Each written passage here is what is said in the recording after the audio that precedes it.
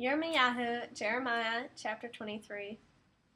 Oh no, the shepherds are destroying and scattering the sheep in my pasture, says Adonai.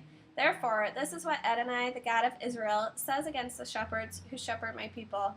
You have scattered my flock, driven them away, and not taken care of them. So I will take care of you because of your evil deeds, says Adonai.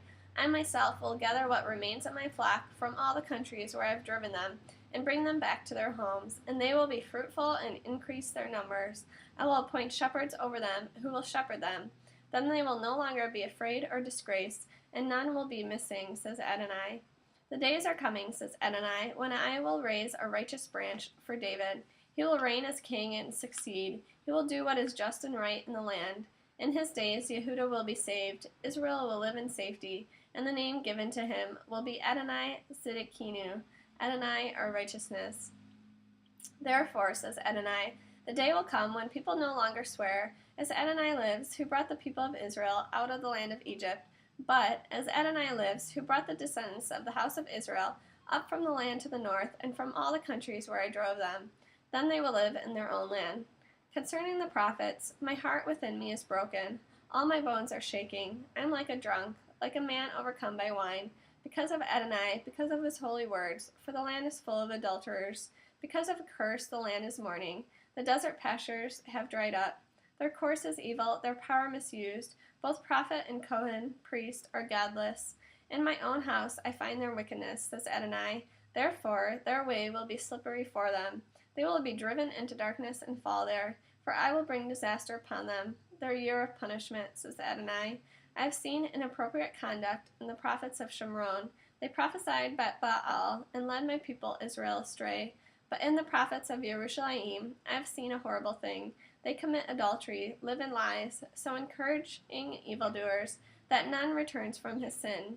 For me they have all become like Sodom, its inhabitants like Gomorrah. Therefore, this is what Adonai Sabaoth says concerning the prophets. I will feed them bitter wormwood, and make them drink poisonous water, for ungodliness has spread through all the land from the prophets of Yerushalayim. Adonai Sabaoth says, don't listen to the words of the prophets who are prophesying to you. They are making you act foolishly, telling you visions from their own minds, and not from the mouth of Adonai. They keep reassuring those who despise me. Adonai says, you will be safe and secure, and saying to all living by their own stubborn hearts, nothing bad will happen to you. But which of them has been present at the council of Adonai to see and hear his word?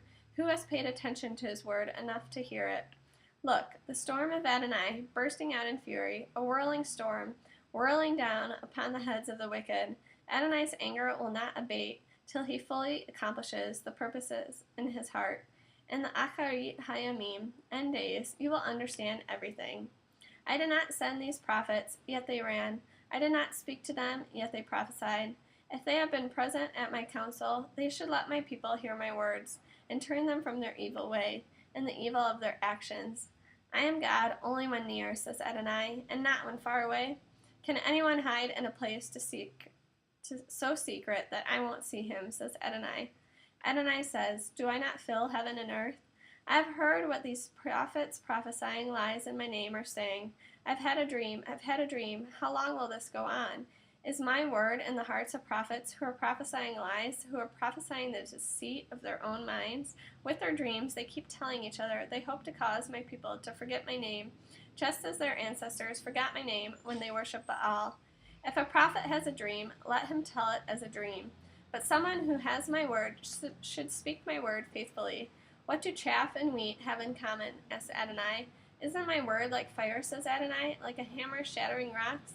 So I am against the prophets, says Adonai, who steal my words from each other.